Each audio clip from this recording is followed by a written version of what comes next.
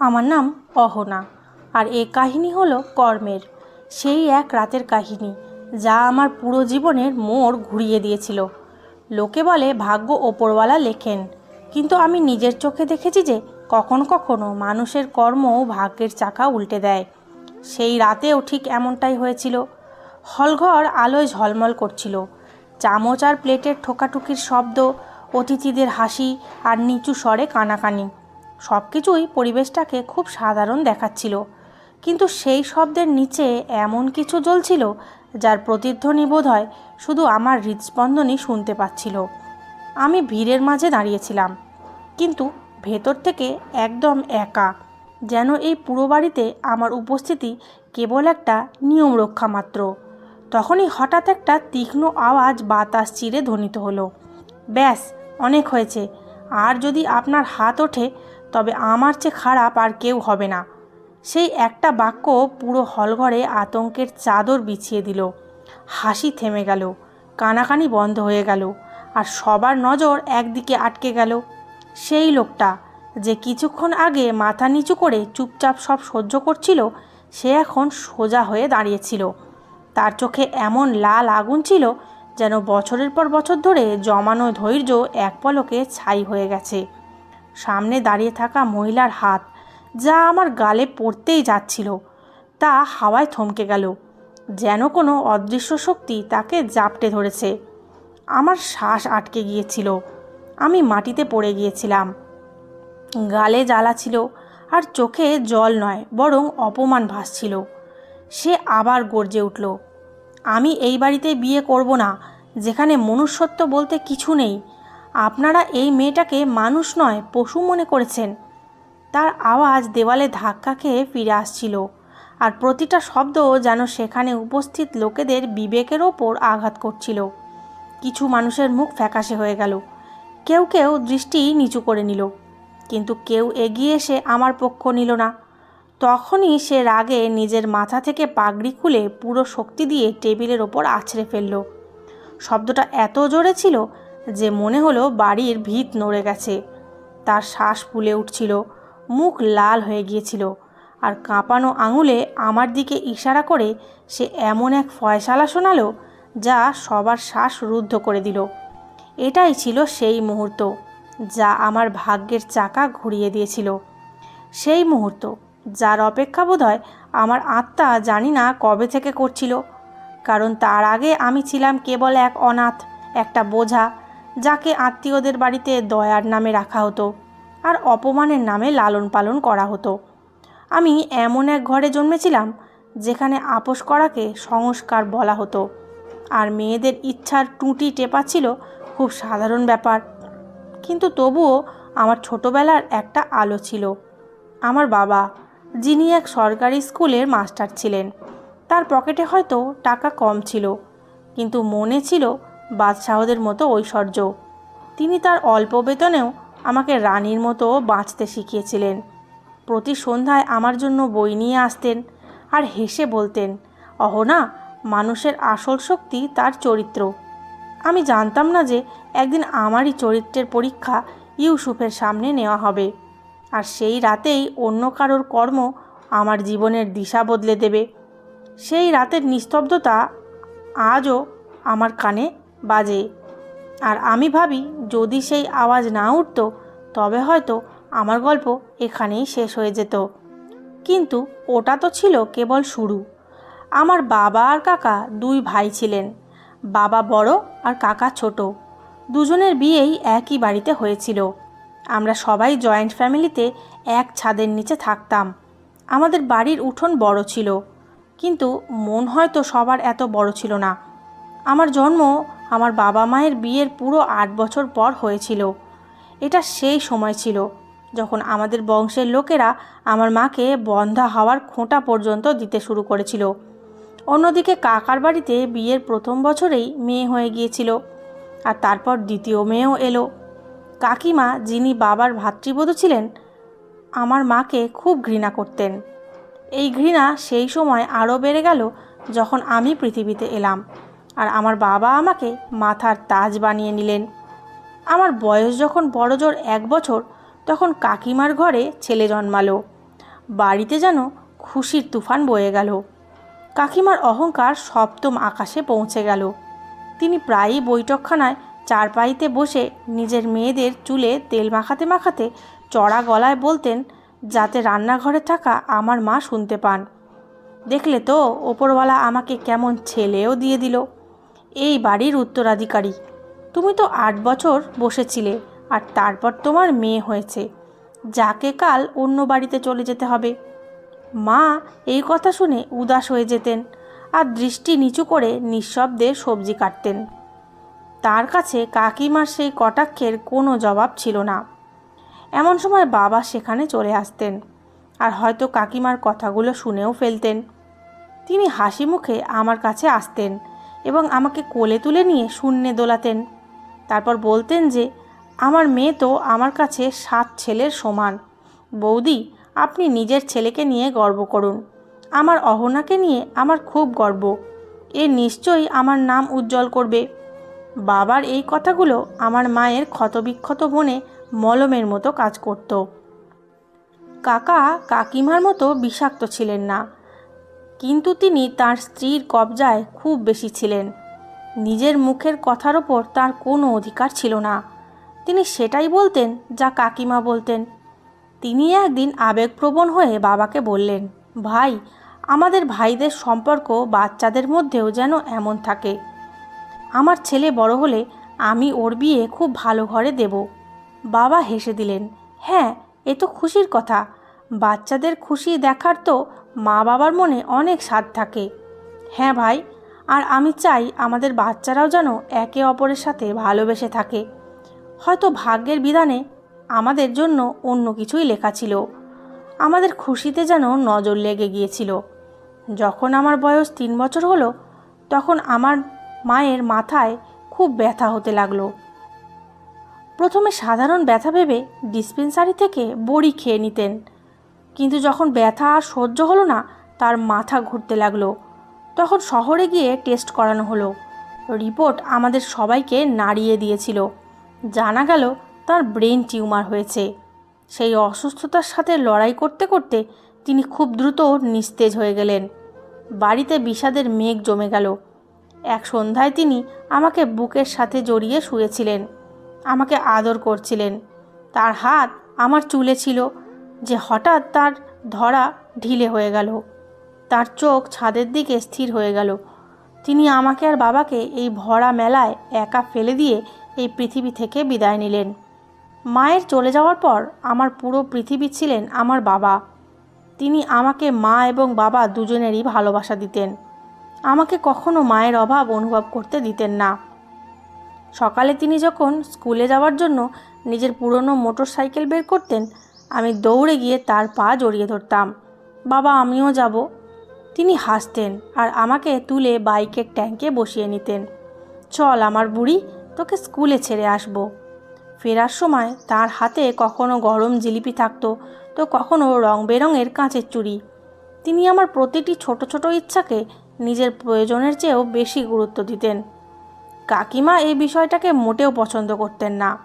তিনি রান্নাঘরের দরজায় দাঁড়িয়ে বিষাক্ত সুরে বলতেন, ভাই, মেয়ে তো, ওকে এত মাথায় তুলো না। কালকে অন্য কারোর বাড়ি যেতে হবে। ওকে এইভাবে বিগড়িও না, না হলে তোমার নাক কাটবে। বাবা নম্রভাবে কিন্তু গম্ভীরভাবে জবাব দিতেন, বৌদি, ওর মা নেই। আমি যদি ওকে আদর না করি তবে কে করবে? আর পরের বাড়ির কথা যদি বলেন, তবে যে বাড়িতে আমার মেয়ে যাবে সেই বাড়িটা ভাগ্যবান হবে। আমার অহনা সেখানে রাজকন্যার মতো রাজ করবে। আমি কি জানতাম যে এই আদর যত্ন শুধু কয়েক বছরের অতিথি? আমার 12 বছর বয়সে জীবন দ্বিতীয় এবং সবচেয়ে বড় আঘাতটা হানল।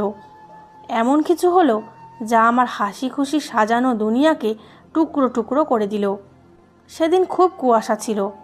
বাবা আমাকে স্কুলে ছেড়ে দিয়ে অন্য গ্রামে নিজের কাজে যাচ্ছিলেন।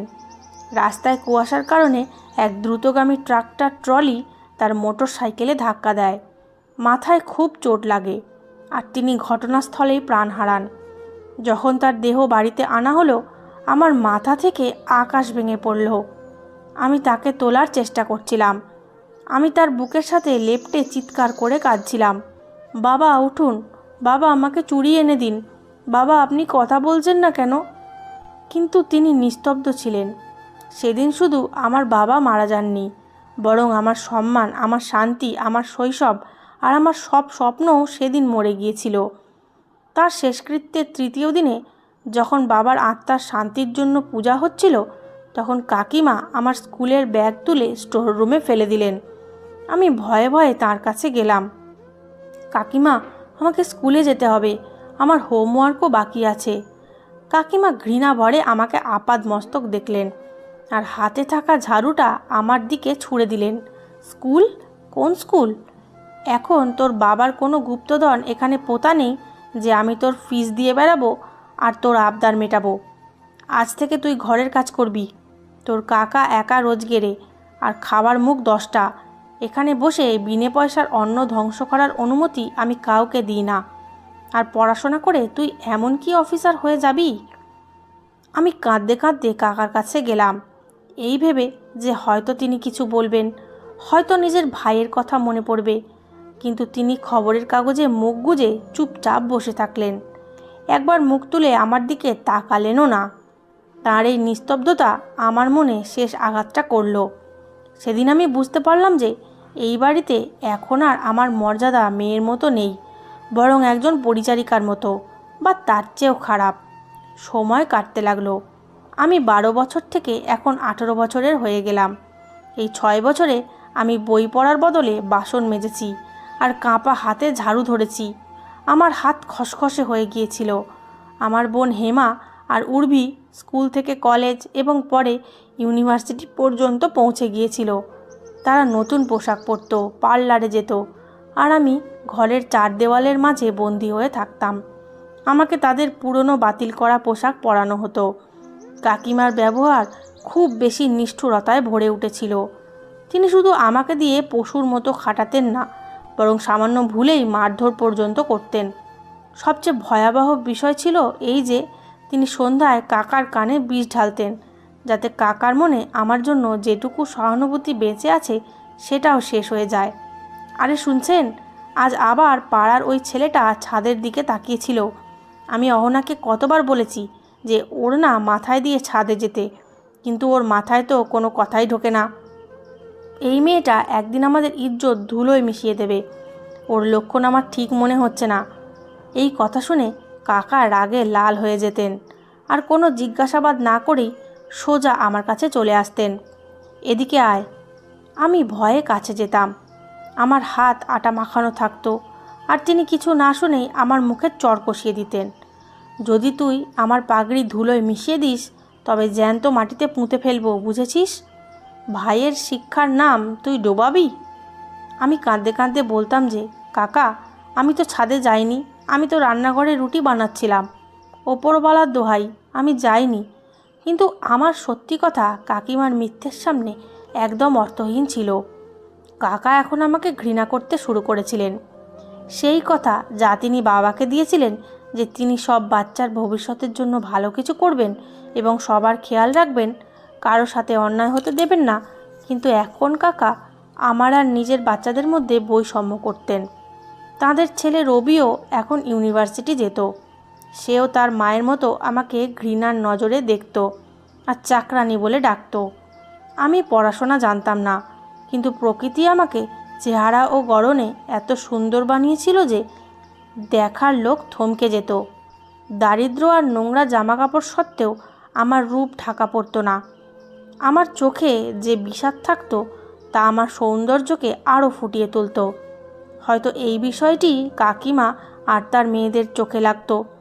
যখনই কোনো অতিথি বাড়িতে আসতেন, কাকিমা আমাকে রান্নাঘরে লুকিয়ে রাখতেন অথবা নোংরা জামা পরিয়ে তাদের সামনে আনতেন, যাতে আমাকে চাকরানিই মনে হয়।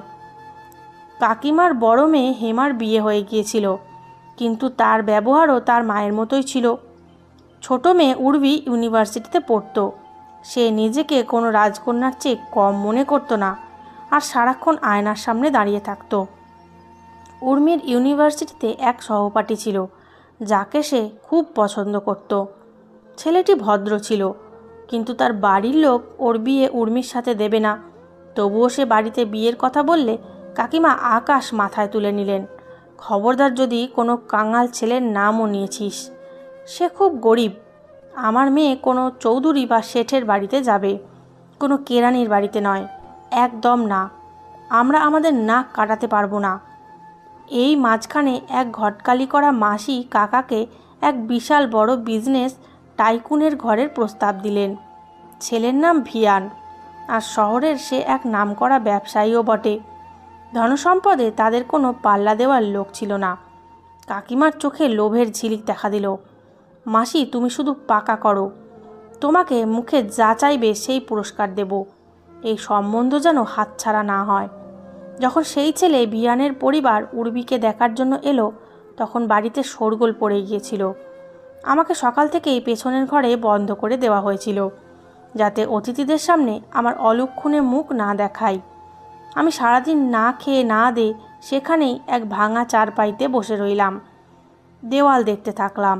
সন্ধ্যায় যখন অতিথিরা চলে গেলেন, তখন কাকা মিষ্টির প্যাকেট নিয়ে ঘরে এলেন আর খুশিতে চিৎকার করতে লাগলেন যে সবাই খুশি হও যে পাত্রপক্ষ উর্বিকে পছন্দ করে নিয়েছে। তারা সামনের মাসেই বিয়ে করাতে চায়। আমাদের তো ভাগ্য খুলে গেছে। উর্বি, যে কাল পর্যন্ত তার সহপাঠীর জন্য জান দেওয়ার কথা বলতো, সে ভিয়ানের গাড়ি, ব্র্যান্ডেড স্যুট আর তার সম্পদ দেখে সাথে সাথে বদলে গেল।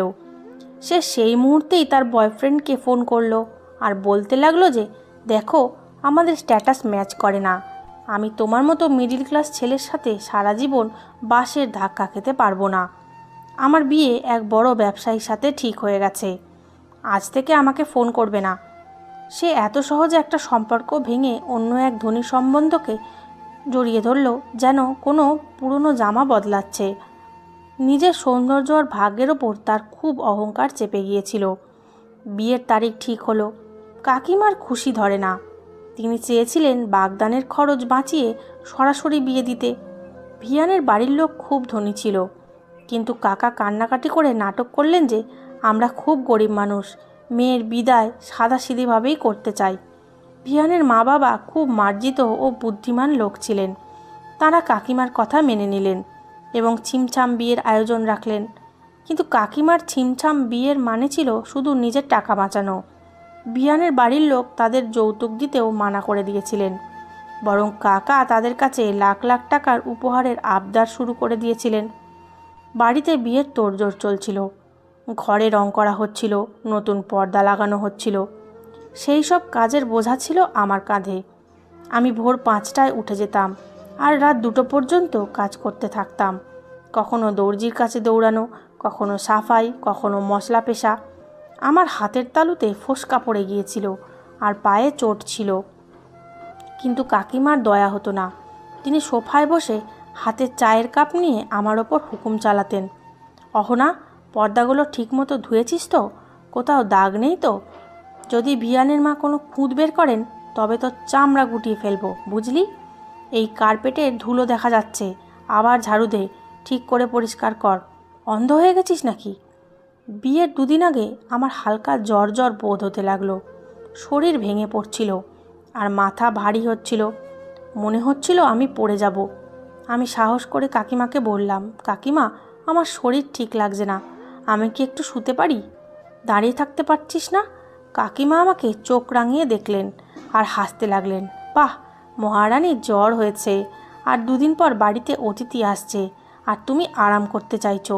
এই ন্যাকামো ছাড়ো, যাও গিয়ে অতিথিদের ঘর পরিষ্কার করো।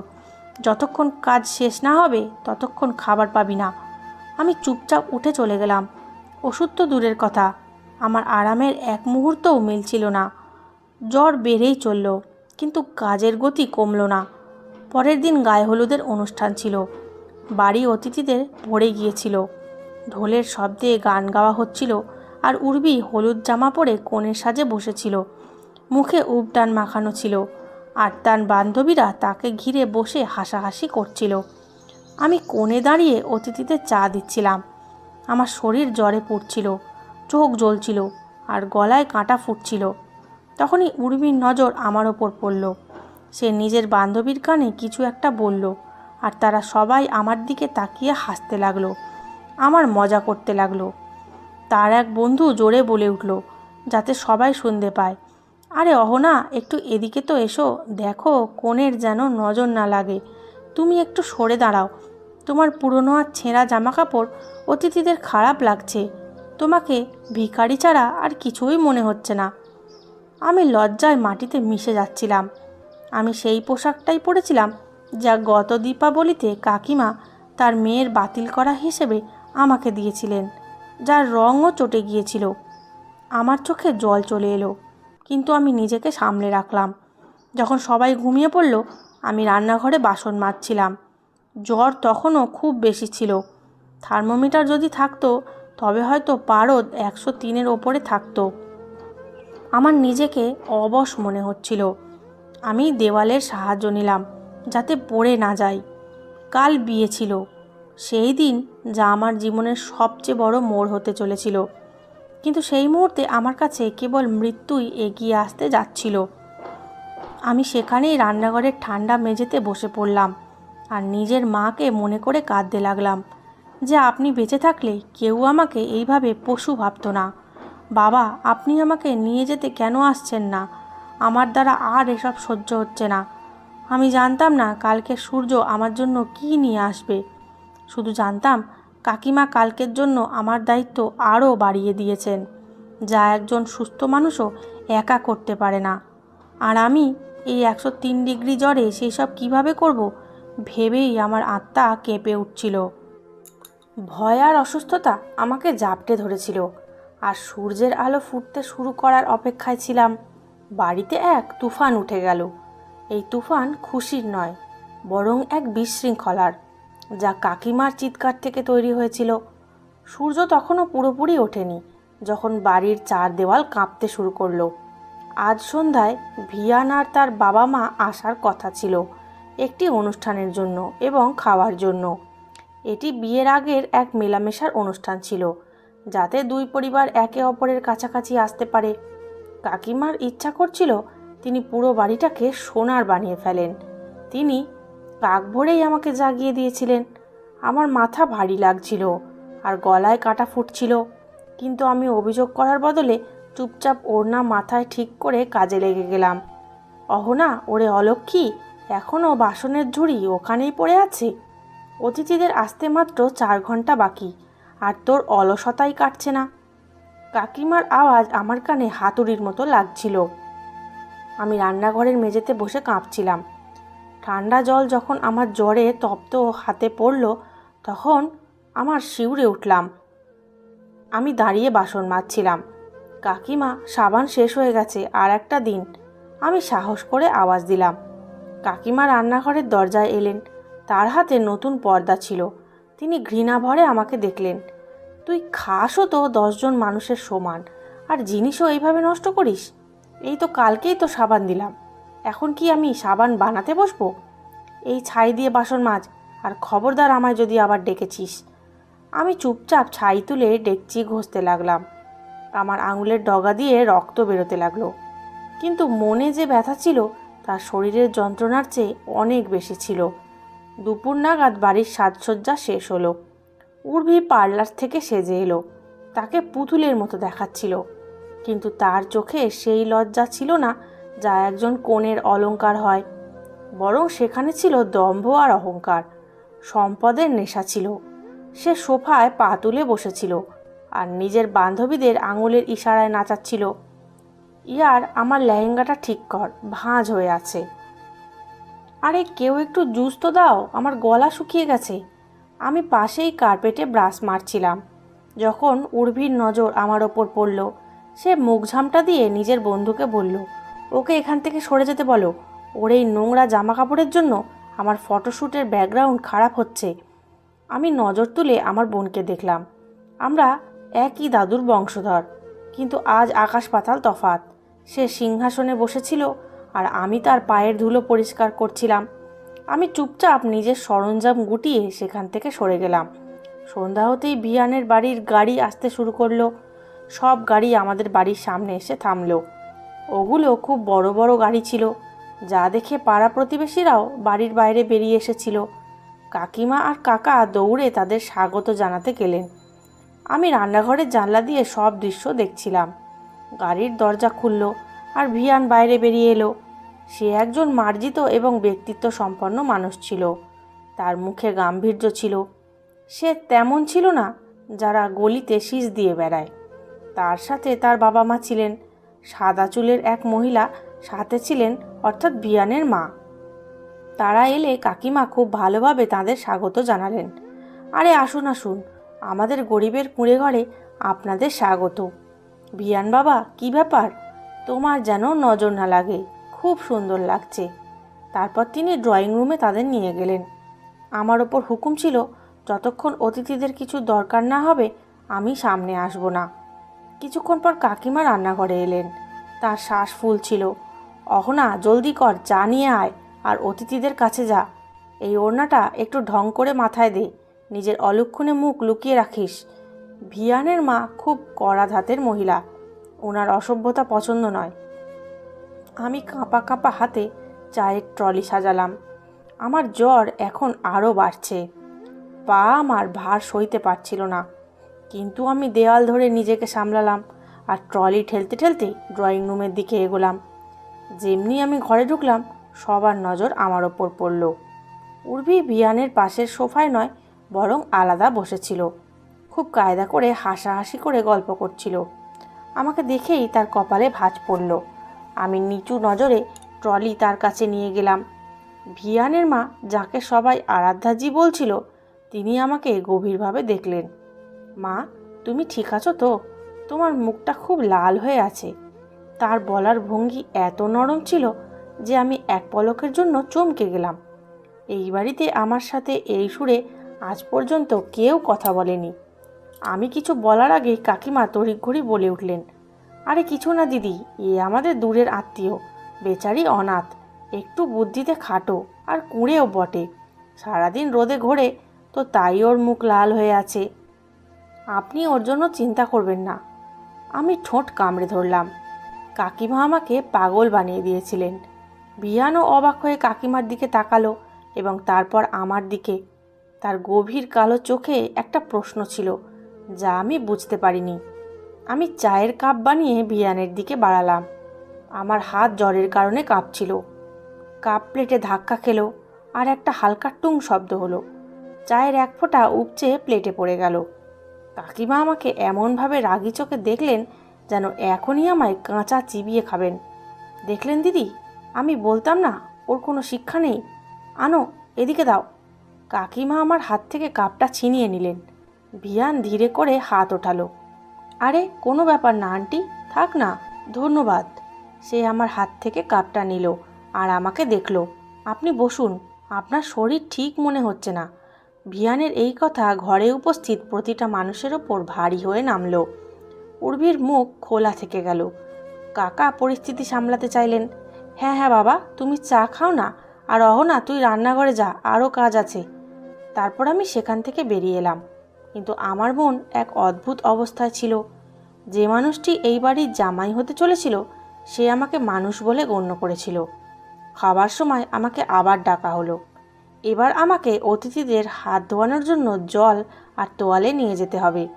যখন আমি উর্মির কাছে পৌঁছলাম, সে জেনে শুনে নিজের পা বাড়িয়ে দিল। আমি হোঁচট খেয়ে পড়তে পড়তে বাঁচলাম। জলের পাত্র আমার হাত থেকে ফসকে গেল আর কিছুটা জল কার্পেটের ওপর পড়ে গেল। উর্মি চিৎকার করে উঠল, তুমি অন্ধ নাকি? আমার এত দামি জামা নষ্ট করে দিলে তুমি। তোমার কোনো কাজ ঠিকমতো হয় না। মা, এই মেয়েটাকে এখান থেকে সরিয়ে দাও, এ আমার পুরো মুড খারাপ করে দিচ্ছে। তখনই কাকিমা উঠে এলেন আর আমার বাহু জোরে ধরে বললেন, এখান থেকে দূর হ, আর যেন নজর না আসিস।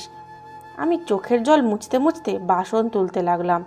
তখনই দেখলাম ভিয়ান খাওয়া ছেড়ে উর্বিকে দেখছে। তার চোখে ঘৃণা ছিল। কি হয়েছে ভিয়ান, আপনি খাচ্ছেন না কেন? উর্বি ছেলে মানুষের মতো জিজ্ঞেস করলো। ভিয়ান টিস্যু দিয়ে হাত পরিষ্কার করে নিল। কিছু না, জাস্ট আমার গোলমাল পছন্দ নয়, আর এমনিও ভুল মানুষেরই হয়, এত খারাপ ব্যবহার করার কি দরকার। সেই মুহূর্তে ঘরে নিস্তব্ধতা নেমে এলো। উর্মির মুখ ফ্যাকাশে হয়ে গেল। কাকিমা তড়িঘড়ি কথা সামলালেন। হ্যাঁ বাবা, ও বাচ্চা তো, ভয় পেয়ে গিয়েছিল, পাছে জামা খারাপ হয়ে যায়। আপনি খান না। অতিথিরা যাওয়ার পর কাকিমা আমার যে হাল করলেন তা আমি কোনোদিন ভুলতে পারবো না। তিনি আমাকে চুল ধরে দেওয়ালের সাথে আছড়ে মারলেন। তুই এজন্যই গিয়েছিলি না ওখানে, জেনে শুনে, নিজের ওই অলক্ষণে মুখ দেখানোর জন্য, যাতে ওই ছেলেটা তোর ওপর দয়া করে? শুনে রাখ কান খুলে, যদি কাল বিয়ের সময়ও তুই কোনো নাটক করিস তবে তোকে আমি মেরেই ফেলবো। আমাকে রাতের বেঁচে যাওয়া খাবারটুকুও দেওয়া হলো না। আমার জ্বর এখন প্রচণ্ড বেড়ে গেল, শরীর আগুনের মতো পুড়ছিল। আমি নিজের ছোট এক ঠান্ডা ঘরে বিছানা ছাড়াই শুয়েছিলাম। বাইরে বৈঠকখানায় কালকের বিয়ের জন্য তোড়জোড় হচ্ছিল, আলো লাগানো হচ্ছিল, ফুলের সাজসজ্জা হচ্ছিল। আমি কাজের মাসির গলার আওয়াজ শুনতে পেলাম, মালকিন মা, অহনার শরীর খুব খারাপ লাগছে, ওকে ডাক্তারের কাছে নিয়ে যান। কাকিমার নির্দয় আওয়াজ এলো, আরে পচতে দে ওকে এখন, আমার কাছে এত ফালতু সময় নেই। কাল আমার মেয়ের বিয়ে, ও যদি মরেও যায় তবুও ওর শেষকৃত্য বিয়ের পরেই হবে। ওকে বল চুপচাপ পড়ে থাকতে, আর কাল ভোরে উঠে বৈঠকখানা পরিষ্কার করতে। একথা শুনে আমার মন রক্তক্ষরণ করছিল। আমি আকাশের দিকে তাকালাম, যে হে ওপরওয়ালা, আমার পরীক্ষা কি কোনোদিনও শেষ হবে না? আপনি কেন আমার বাবাকে ডেকে নিলেন আর আমাকে এই নিষ্ঠুর মানুষগুলোর দয়ার ওপর ছেড়ে দিলেন? রাত গভীর হলো, আমার শরীর জ্বরে পুড়ছিল, আর মাথায় আবোল তাবোল চিন্তা আসছিল। কখনো মনে হচ্ছিল বাবা আমার শিয়রে বসে আছেন, তো কখনো মনে হচ্ছিল কাকিমা আমাকে মারতে আসছেন। পরের দিন সকালে আমার জীবনের ফয়সালা হতে চলেছিল, কিন্তু আমার জানা ছিল না যে এই ফয়সালা মাটিতে নয়, বরং আকাশে লেখা হয়ে গেছে। সেই রাতটি ছিল আমার জীবনের দীর্ঘতম এবং যন্ত্রণাদায়ক রাত। আমি এপাশ ওপাশ করছিলাম, এক ফোঁটা জলের জন্য ছটফট করছিলাম, কিন্তু কেউ আমাকে এক ঢোক জল দেওয়ার মতো ছিল না। কালকে সূর্য উদিত হতে চলেছিল, সেই সূর্য যা কাকিমার বাড়িতে খুশি নিয়ে আসার কথা ছিল, আর আমার জন্য আরও বেশি অপমান আর যন্ত্রণা। কিন্তু প্রকৃতি নিঃশব্দে নিজের খেলা খেলছিল, এমন এক খেলা যার ঘুঁটিগুলো নিজের জায়গায় চলে এসেছিল, শুধু ফয়সালা হওয়া বাকি ছিল। অন্যদিকে সেই সুন্দর বাংলোর বড় লনে ভিয়ান এখনও জেগেছিল, সোফায় বসে গভীর ভাবনায় ডুবেছিল। যখন তার মা আরাধ্যাজি ধীরে ধীরে সেখানে এলেন, ভিয়ান বাবা, তুমি এখনও জেগে আছো? কাল তোমার বিয়ে, তোমার তো কখন ঘুমিয়ে পড়া উচিত ছিল। আরাধ্যাজি ছেলের কাঁধে হাত রেখে পরম মমতায় বললেন। ভিয়ান নিজের মায়ের দিকে তাকালো এবং তারপর এক দীর্ঘশ্বাস ফেলে সোজা হয়ে বসল। ঘুম আসছে না মা, মাথায় কিছু অদ্ভুত প্রশ্ন ঘুরপাক খাচ্ছে। ভিয়ানের গলায় এমন এক গাম্ভীর্য ছিল যা তার মাকে চিন্তিত করে তুলল। তিনি সেখানেই তার পাশে বসে পড়লেন। কেমন প্রশ্ন বাবা? তুমি কি উর্মির সাথে বিয়ের সিদ্ধান্তে খুশি নও? ভিয়ান মাথা নিচু করে নিল আর কিছুক্ষণ কার্পেটের নকশাগুলো দেখতে লাগলো। তারপর সে নজর তুলে মায়ের দিকে তাকালো। মা, আপনি কি আজ ওখানে কিছু খেয়াল করেছেন? উর্মির বাড়ির পরিবেশ, ওখানে তো কিছু একটা অদ্ভুত ছিল। আরাধ্যাজি মাথা নাড়লেন। হ্যাঁ বাবা, দেখেছিলাম তো, খুব লোক দেখানো ব্যাপার ছিল ওদের মধ্যে। উর্মির মায়ের কথাগুলো মাত্রাতিরিক্ত আড়ম্বরে ভরা ছিল। তখন আমারও কিছু অদ্ভুত লেগেছিল, কিন্তু বাবা, আমাদের তো মেয়েকে নিয়ে দরকার না? আর উর্মি শিক্ষিত আধুনিক মেয়ে, হয়তো ও এখানে মানিয়ে নেবে। তখনই সে অস্থির হয়ে দাঁড়িয়ে পড়ল আর লনে হাঁটতে লাগলো। অসুবিধা শুধু আড়ম্বরে নয় মা, অসুবিধা তো ওদের ব্যবহারে। আপনি কি সেই মেয়েটাকে দেখেছেন যে চা নিয়ে এসেছিল? নাম সম্ভবত অহনা ছিল। ভিয়ানের মাথায় আমার সেই কুঁকড়ে যাওয়া চেহারা আর লাল মুখটা ভাসছিল। হ্যাঁ, বেচারি খুব অসুস্থ মনে হচ্ছিল। ওর কাকিমা বলছিলেন যে ও মাথায় একটু দুর্বল। আরাধ্যাজি মনে করে বললেন, না মা, আমার ওকে কোনো মস্তিষ্কের রোগী মনে হয়নি। ওর চোখে যন্ত্রণা নয়, বরং এক ভয় ছিল, যা বছরের পর বছর জুলুম থেকে তৈরি হয়। যখন ওর হাত থেকে চায়ের কাপ উপচে পড়ল, ওর মুখে যে ভাব ফুটে উঠল তা লজ্জার ছিল না, ওটা ছিল ভয়ের। যেন ও নিশ্চিত যে এবার ওর ওপর কোনো তুফান আসতে চলেছে। আর উর্মির ব্যবহার, ও যেভাবে ওকে অপমান করলো, সেটা আমার একটুও ভালো লাগেনি। ভিয়ানের কথা শুনে তার মা চুপ হয়ে গেলেন। এই কথা শুনে তিনিও কিছুটা বিচলিত হলেন। বাবা, প্রতিটা ঘরে নিজস্ব সমস্যা থাকে, হতে পারে সেই মেয়েটা সত্যিই কাজে ফাঁকি দেয়, যেমনটা ওর কাকিমা বললেন, তুমি বেশি ভেবো না, এখন তো সম্বন্ধ পাকা হয়ে গেছে, কাল তোমার বিয়ে, এসব কথা মাথা থেকে বের করে দাও। ভিয়ান চুপচাপ মাথা নাড়লেন, কিন্তু তার মন শান্ত ছিল না। তার বিবেকের ওপর একটা বোঝা ছিল, যা কমার নামই নিচ্ছিল না। ফিরে আসি কাকিমার বাড়িতে। রাত 2টো বাজছিল যখন আমার ঘরের দরজা জোরে খুলে গেল। আলোর এক তীব্র রেখা আমার চোখে পড়ল, আর আমি ধরফড়িয়ে ওঠার চেষ্টা করতে লাগলাম, কিন্তু শরীর সাথ দিল না। কাকিমা দরজায় দাঁড়িয়েছিলেন, তার হাতে একটা ভারী বিয়ের পোশাক ছিল। ওঠো মহারানী, তুমি কি ভাবছো যে অসুখের বাহানা করে তুমি কাজ থেকে বেঁচে যাবে? কাকিমা সেই ভারী লেহেঙ্গাটা আমার চারপাইতে ছুঁড়ে দিলেন। ওর ওপর বসানো পাথর আর পুঁতিগুলো আলোয় ঝলমল করছিল, কিন্তু আমার কাছে তা সাপের খোলসের চেয়ে কম কিছু ছিল না। কাকিমা, জল, আমার গলা শুকিয়ে যাচ্ছে। অনেক কষ্টে আমি বললাম, জল পাবি, কিন্তু আগেই কাজটা কর। কাকিমা ঘৃণা ভরে আমাকে দেখলেন। উর্মির বিয়ের স্যুট দর্জি এখনই দিয়ে গেল, কিন্তু এর ইস্ত্রি ঠিক নেই, এটাকে এখনই ইস্ত্রি কর। খবরদার, যদি একটাও ভাঁজ থাকে বা কাপড়টা একটুও পুড়ে যায়, যদি এই পোশাকে কিছু হয়, তবে তো চামড়া তুলে নেব আমি। কিন্তু কাকিমা, আমার মাথা ঘুরছে, আমি কিভাবে দাঁড়াবো? আমি কাঁদতে কাঁদতে মিনতি করলাম, ওটা তোর সমস্যা। কাল সকালের মধ্যে আমার এই স্যুটটা হ্যাঙ্গারে ঝোলানো চাই, না হলে তার পরিণতির জন্য তুই নিজেই দায়ী থাকবি। কাকিমা এই বলে ঘর থেকে বেরিয়ে গেলেন আর দরজা বন্ধ করে দিলেন। আমি কাঁপতে কাঁপতে সেই ভারী জোড়াটা তুলে নিলাম। ওর ওজন আমার দুর্বল হাতেও পাহাড়ের মতো মনে হচ্ছিল। আমি দেওয়াল ধরে ইস্ত্রি করার টেবিল পর্যন্ত পৌঁছলাম। যেমনি আমি ইস্ত্রির প্লাগ লাগালাম, আমার চোখের সামনে অন্ধকার নেমে আসতে লাগলো। মনে হলো আমি পড়ে যাব, আর এই গরম ইস্ত্রি আমার ওপরেই পড়বে। আমি নিজের চোখ জোরে বন্ধ করলাম আর বাবাকে মনে করলাম, বাবা দেখুন না, আপনার বুড়ির সাথে কি হচ্ছে। আপনি তো বলতেন আমি রাজকন্যা, রাজকন্যারা তো এমন হয় না, না বাবা? রাজকন্যারা তো উর্মির মতো হয়। আমার চোখের জল গরম ইস্ত্রির ওপর পড়তে লাগলো আর ছন করে বাষ্প হয়ে উড়ে গেল। আমি নিজেকে সামলালাম, যদি এই পোশাক পুড়ে যায় তবে কাকিমা সত্যিই আমাকে মেরেই ফেলবেন। আমি প্রতিটা ভাঁজ খুব সাবধানে ইস্ত্রি করতে শুরু করলাম। জ্বরের কারণে শরীর পুড়ছিল।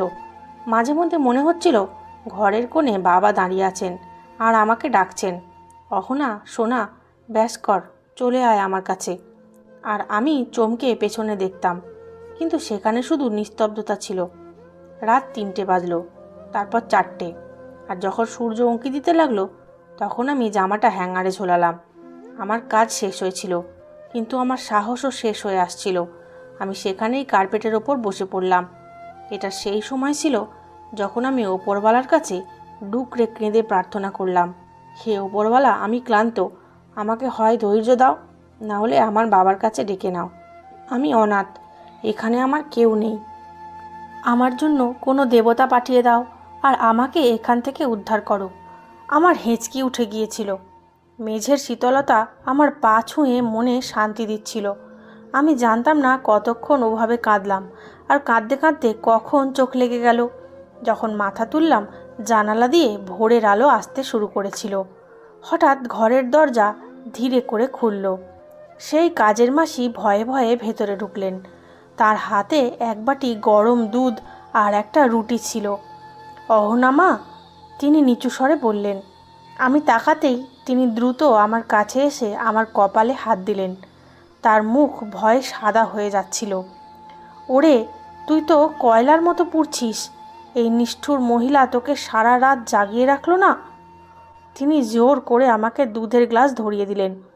এই নে, তাড়াতাড়ি এটা খেয়ে নে, যদি এই ডাইনি এসে যায় তবে তোকে কিছুই খেতে দেবে না। আমি অনেক কষ্টে এই দুধ লুকিয়ে এনেছি। আমি মানা করতে চাইছিলাম, কারণ গলা দিয়ে কিছুই নামছিল না, কিন্তু তার মমতা ভরা চোখ আমাকে বাধ্য করলো। আমি অনেক কষ্টে 2 ঢোক দুধ খেলাম। যে বাইরে থেকে কাকিমার হাঁক ডাক শোনা গেল। তিনি কাজের মাসিকে ডাকছিলেন। তখনই মাসি ঘাবড়ে গিয়ে ওখান থেকে যেতে লাগলেন। মা, তুই শুয়ে পড়, আমি বাইরেটা সামলে নেব। যদি মালকিন তোকে দেখে ফেলে তবে খুব খারাপ হবে। তিনি বাসন রুকিয়ে বাইরে দৌড়ে গেলেন। আমি অনেক কষ্টে নিজেকে হিঁচড়ে চারপাইতে ফেললাম। আমার শরীর তখন কাঠের মতো আড়ষ্ট হয়ে গিয়েছিল। হাড়ের গিঁটে এত ব্যথা ছিল যে নড়াচড়াও মুশকিল ছিল। আমি চোখ বন্ধ করলাম এই ভেবে যে হয়তো এবার একটু শান্তি পাবো। ঘুম আমাকে নিজের কোলে টেনে নিল, কিন্তু এই শান্তি ছিল মাত্র কয়েক মুহূর্তের জন্য। আমার চোখ লেগেছে বড়জোর 15 মিনিট হয়েছে যে আবার আমার মাথার ওপর তুফান এসে দাঁড়ালো। দরজা এক নিমেষে খুলে গেল। এবার কাকিমা একা নন, তার সাথে বড় মেয়ে হেমাও ছিল। দেখো মা, আমরা ওখানে অতিথিদের সেবায় মগ্ন, আর মহারানী এখানে ঘোড়া বেচে ঘুমাচ্ছেন। হেমা হাসতে হাসতে বলল। কাকিমা আমার শিয়রে এসে দাঁড়ালেন। তার মুখে একটা হাসি ছিল। আজ তার মেয়ের বিয়ে, বাড়ি অতিথিতে ভর্তি, বাইরে রান্নাবান্না হতে চলেছে, ফুলের গেট সাজানোর কাজ চলছে, আর তিনি চেয়েছিলেন তার বাড়ি যেন আয়নার মতো চমকায়। আর এই চমকের জন্য তার একটা যন্ত্রের দরকার ছিল, মানুষের নয়। আমার বুক ধড়ফড় করছিল যে এবার কি হুকুম মিলবে। আমার ধারণা ছিল না যে পরের হুকুম আর পরের কথা আমার সহ্য শক্তির শেষ সীমাও পার করে দেবে। কাকিমা এগিয়ে এসে আমার ওপর থেকে চাদরটা টেনে নিলেন। তার আওয়াজ আমার কানে ধাক্কা খেলো। এই মহারানী, এখনও ঘুমোচ্ছিস?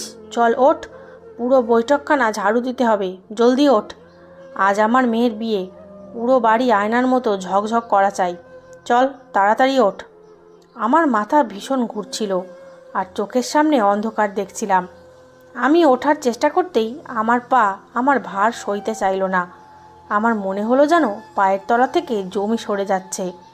আমি কাঁপা গলায় বললাম, কাকিমা, আমার খুব জ্বর হয়েছে, দাঁড়িয়ে থাকা যাচ্ছে না, ওপরওয়ালার দোহাই আমাকে একটু শুতে দিন। কিন্তু তার কাছে আমার অবস্থার কোনো মূল্য ছিল না। এই সব বাহানা করিস না, যদি পেটে অন্ন দিতে হয় তবে কাজ করতে হবে, যা এখান থেকে দূর হ। আর যতক্ষণ পুরো বৈঠকখানা পরিষ্কার না হবে আমাকে নিজের মুখ দেখাবি না। তারপর আমি অনেক কষ্টে টলতে টলতে বাইরে বৈঠকখানায় এলাম। বাইরে ডিসেম্বরের হাড় কাঁপানো ঠান্ডা আর কুয়াশা সব কিছু ঢেকে রেখেছিল। কাকিমা বারান্দায় দাঁড়িয়েছিলেন আমার দিকে তাকিয়ে, যাতে আমি কোথাও থেমে না যাই। জ্বরে মুখ লাল হয়ে গিয়েছিল আর পুড়ছিল। যে কেউ দেখলেই বুঝতে পারত আমি কতটা যন্ত্রণায় আছি। কিন্তু সেখানে পাথরের মন ছিল যাদের গলা অসম্ভব ছিল। পুরো বৈঠকখানা পরিষ্কার করার পর আমার শ্বাস ফুলছিল আর ঠান্ডা থাকা সত্ত্বেও আমার কপাল দিয়ে ঘাম ঝরছিল। কিন্তু আমার পরীক্ষা এখনও শেষ হয়নি। কাকিমা ওখান থেকেই ডাক দিলেন, এবার রান্নাঘরে চলে আয়, অতিথিদের জন্য রান্না করতে হবে। বেচারি একা কি করবে, তিনি কাজের মাসিকে বলছিলেন। আমি পড়তে পড়তে রান্নাঘরে পৌঁছালাম। সেখানে খাবার রান্না হচ্ছিল আর গরম ও ভাপে দম বন্ধ হওয়া পরিবেশ তৈরি হয়েছিল। কাকিমার বাড়ির কাজের মাসি মশলা কষাচ্ছিলেন। আমাকে দেখেই তার চোখে জল এলো। মা, তুই তো নিজে অসুস্থ, তুই যা এখান থেকে, আমি করে নেব। যেই তিনি কথা বললেন অমনি কাকিমা মাথার ওপর এসে দাঁড়ালেন। আরে তুমি নিজের কাজ করো, এ কোনো রাজকন্যা নয় যে হাতে হাত লাগাতে পারবে না। অহনা, তুই সবজির দিকে নজর রাখ আর ভাতের জল দেখে নে। আমি রান্না করছিলাম, কিন্তু আমার মাথা ঝিমঝিম করছিল। জ্বরের তীব্রতা এত বেশি ছিল যে বারবার অন্ধকার দেখছিলাম। আমি কি দিচ্ছি আর কি দিচ্ছি না তা কিছুই বুঝতে পারছিলাম না। মশলার গন্ধে আমার বমি পাচ্ছিল, মুখ তেতো হয়ে গিয়েছিল, তাই সবজির স্বাদেরও কোনো আন্দাজ পাচ্ছিলাম না। শুধু হাত চালাচ্ছিলাম আর মনে মনে ওপরওয়ালাকে ডাকছিলাম যে হয় আমায় মৃত্যু দাও, না হলে এই যন্ত্রণা থেকে মুক্তি দাও। দুপুর নাগাদ বাড়ি অতিথিতে ভরে গেল। চারিদিকে হাসি আর খুশির শব্দ। উর্বি লাল পোশাকে কনে সেজে বসেছিল আর তার মুখে এক জেদি হাসি ছিল। সে বারবার তার বান্ধবীদের দেখাচ্ছিল তার বিয়ে কত বড় বাড়িতে হচ্ছে। বিয়ের সময় ঘনিয়ে এলো। কাকিমা হুকুম দিলেন যে বিয়ের আগে অতিথিদের খাবার পরিবেশন করতে হবে। একদিকে ভিয়ান আর তার বাড়ির লোক ছিল, আর মহিলারা অন্যদিকে ছিল। আমি কাকিমার কাজের মাসির সাথে মিলে টেবিলে খাবার সাজাতে লাগলাম। আমার হাত কাঁপছিল আর বাসনের ওজন আমার কাছে পাহাড়ের মতো মনে হচ্ছিল। আমি অনেক কষ্টে সেই সবজির গামলাটা ওদিকে নিয়ে রাখলাম যেখানে ভিয়ান আর তার বাড়ির লোক বসেছিল। কাকিমা খুব গর্বের সাথে অতিথিদের পাশে দাঁড়িয়ে নিজের প্রশংসা করছিলেন। খান না ভাই, এটা খাস করে ঘরেই আমি নিজে তৈরি করিয়েছি। বাইরের খাবারে কি আর এমন স্বাদ থাকে। এ কথা বলতে বলতে কাকিমা নিজেই সবজির 1 চামচ তুলে ভিয়ানের প্লেটে দিতে লাগলেন। তারপর তিনি দেখানোর জন্য নিজেও একটু সবজি চেখে দেখলেন, যাতে সবাইকে বিশ্বাস করাতে পারেন খাবার কত সুস্বাদু। যেমনি সেই গ্রাস কাকিমার গলা দিয়ে নামলো, তার মুখের রং বদলে গেল। তিনি সাথে সাথে প্লেট টেবিলে আছড়ে ফেললেন আর আমার দিকে ঘুরলেন। এটা কি বানিয়েছিস তুই? এতে তো নুনই নেই। আমি ভয় পেতে লাগলাম আর পিছিয়ে গেলাম। কাকিমা, ওটা আমি হয়তো ভুলে গেছি। তোর এই ভুলে যাওয়া আমার নাক কাটানোর জন্য যথেষ্ট। কাকিমার রাগ নিয়ন্ত্রণের বাইরে চলে গিয়েছিল। তিনি এটাও দেখলেন না সামনে কে বসে আছে। তিনি দ্রুত এগিয়ে এসে ভরা আসরে আমার মুখে এক সপাটে চড় কষিয়ে দিলেন। চটাং করে একটা আওয়াজ পুরো হলঘরে প্রতিধ্বনিত হলো। আমার মেয়ের বিয়ের খাবার ছিল, আর তুই সব বরবাদ করে দিলি। তোকে এক তো আমি পালছি, তোর আবদার মেটাচ্ছি, আর তুই আমার ইজ্জত ধুলোয় মিশিয়ে দিলি। কাকিমার চড়টা এত জোরে লেগেছিল যে আমার কান ভোঁ ভোঁ করছিল, আর চোখের সামনে সর্ষে ফুল দেখছিলাম। আমি গাল চেপে সেখানেই মেঝেতে বসে পড়লাম। আমার মনে হলো এত যন্ত্রণা, এত কষ্ট তো আমার বাবার মৃত্যুর সময়ও হয়নি, যা আজ এই ভরা সভায় অপদস্থ হয়ে হচ্ছে। আমার চোখের জল টপটপ করে মেঝেতে পড়তে লাগলো। কাকিমা তখনও চিৎকার করছিলেন, একদম নিজের মায়ের মতো অলক্ষণে। আমি মুখ তুলে দেখলাম কাকিমার 2 মেয়ে হেমা আর কনে সাজে উর্বি মুখে হাত দিয়ে হাসছে। তারা আমার অসহায়তা আর অপমানে আনন্দ পাচ্ছিল। আর উর্বি, যে নিজের হবু স্বামীর পাশের চেয়ারে নয় বরং সামনের সোফায় বসেছিল, সে আমার দিকে তাকিয়ে হাসছিল। কিন্তু সেই মুহূর্তে এমন কিছু হলো যার আশা কেউ করেনি। ভিয়ান, যে এতক্ষণ চুপচাপ বসেছিল, সে নিজের প্লেটটা দূরে সরিয়ে দিল। তার চোখ রাগে লাল হয়ে গিয়েছিল। সে বিস্ময় আর দুঃখ নিয়ে কখনো আমাকে দেখছিল, যে মেঝেতে পড়েছিল, আর কখনো উর্বিকে, যে হাসছিল। এই মা মেয়ের আচরণ দেখে সে হঠাৎ নিজের চেয়ার থেকে উঠে দাঁড়ালো। চেয়ার উল্টে পড়ার শব্দে সবাই চমকে উঠল। ব্যাস, অনেক হয়েছে। তার গলায় এমন এক গর্জন ছিল যে কাকিমার মুখে যেন তালা পড়ে গেল। আমি এই বাড়িতে বিয়ে করব না, যেখানে এত বেশি জুলুম করা হয়। প্যান্ডেলে নিস্তব্ধতা নেমে এলো। কাকা, যিনি অতিথিদের তদারকি করছিলেন, ভয়ে ভয়ে এগিয়ে এলেন। ভিয়ানের মা বাবাও ঘাবড়ে দাঁড়িয়ে পড়লেন। এ কী বলছো বাবা? আজ তোমার বিয়ে? তার বাবা তাকে বোঝানোর চেষ্টা করলেন। না বাবা, আমি অন্ধ নই। কাল থেকে আমি খেয়াল করছি এই বাড়িতে মনুষ্যত্ব বলতে কিছু নেই। সে আঙুল দিয়ে আমার দিকে ইশারা করলো, যেখানে আমি মেঝেতে বসে কাঁপছিলাম। দেখুন এই মেয়েটাকে, ওর মুখ দেখুন, ও জ্বরে পুড়ছে। যে কেউ বলে দিতে পারবে ও কতটা অসুস্থ। আর এই অবস্থায় ওকে দিয়ে পশুর মতো খাটানো হচ্ছে, আর শুধু নুন কম হওয়ার অপরাধে ওর ওপর হাত তোলা হলো। আর ওদিকে দেখুন, সে উর্মির দিকে ইশারা করলো। যে মেয়েটা আমার স্ত্রী হতে চলেছে, সে নিজের বোনের অপমানে হাসছে। যে মহিলা নিজের রক্তের হতে পারে না, সে আমার আর আমার বাড়ির লোকের কি হবে? কাকিমার তো যেন পায়ের তলা থেকে মাটি সরে গেল। তিনি হাত জোর করে এগিয়ে এলেন। না বাবা, তুমি ভুল বুঝছো। এ তো ঘরের ব্যাপার। এই মেয়েটাই এমন কুঁড়ে। ব্যাস, চুপ করুন আপনি। ভিয়ান কাকিমাকে থামিয়ে দিল। আমি নিজের চোখে সব দেখেছি। এ কোনো কুঁড়ে নয়, বরং আপনারা নিষ্ঠুর। আপনারা এক অনাথ বাচ্চাকে চাকরানি বানিয়ে রেখেছেন। সে নিজের মা বাবার দিকে তাকালো। বাবা, যদি আপনারা চান আমি বিয়ে করি, তবে আমার একটা শর্ত আছে। সবাই অবাক হয়ে তার দিকে তাকিয়ে রইল। আমি বিয়ে করব তো এই মেয়েটাকেই করব, আর এখনই করব। সে আমার দিকে ইশারা করল। ঘরে উপস্থিত প্রতিটা মানুষ অবাক হয়ে দাঁড়িয়েছিল। কাকিমার চোখ ভয়ে বড় হয়ে গেল। উর্মির মুখ থেকে হাসি উধাও হয়ে গেল, আর সে পাথরের মতো বসে রইল। ভিয়ানের মা বাবা নিজের ছেলের কাঁধে হাত রাখলেন, আর তার বাবা বললেন, বাবা, তুমি আবেগের বশে সিদ্ধান্ত নিচ্ছ। না বাবা, এটা আবেগের সিদ্ধান্ত নয়, এটা আমার বিবেকের সিদ্ধান্ত। আমি এই অনাথ মেয়েটাকে এই নরক থেকে বের করতে চাই। যদি আপনারা আমার সাথে না থাকেন, তবে আমি চিরকাল অবিবাহিত থাকব, কিন্তু এই বাড়ির দ্বিতীয় মেয়েকে বিয়ে করব না। ভিয়ানের গাম্ভীর্য দেখে তার মা বাবা মাথা নত করে নিলেন। তারা নিজেদের ছেলের স্বভাব জানতেন। কাকিমা হইচই শুরু করে দিলেন। এ কী জুলুম! আমার মেয়ের কী দোষ? হায়, আমি লুটে গেলাম। আমার কোণে সাজা মেয়ের বরযাত্রী ফিরে যাচ্ছে। কাকা, যিনি এতক্ষণ চুপচাপ দাঁড়িয়ে তামাশা দেখছিলেন, সম্ভবত তার ভেতরের বিবেক জেগে উঠেছিল। হয়তো তিনি ভিয়ানের সম্পত্তি হাতছাড়া করতে চাইছিলেন না। তিনি এগিয়ে এসে কাকিমার বাহু ধরে এক ঝটকা দিলেন। চুপ করো! তুমি নিজের হাতে নিজের মেয়ের ভাগ্য নষ্ট করেছ। আমি তোমাকে বারণ করতাম অহনার ওপর জুলুম করতে, কিন্তু তুমি আমার একটা কথা শোনোনি। আজ ওপরওয়ালা অহনার কথা শুনে নিয়েছে। তারপর তিনি ভিয়ানের দিকে ঘুরলেন। বাবা, আমার মঞ্জুর, আমি অহনার বিয়ে তোমার সাথেই দেব। এ কথায় উর্বি চিৎকার করতে লাগলো। কাকিমা মাথা কুটতে লাগলেন। কিন্তু বিধাতার বিধান পূরণ হয়ে গিয়েছিল।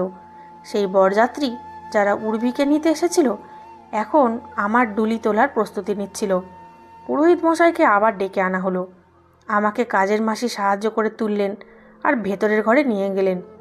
আমার জ্বর তখনও আগের মতোই ছিল, কিন্তু ভেতর থেকে এক অদ্ভুত প্রশান্তি নেমে এসেছিল।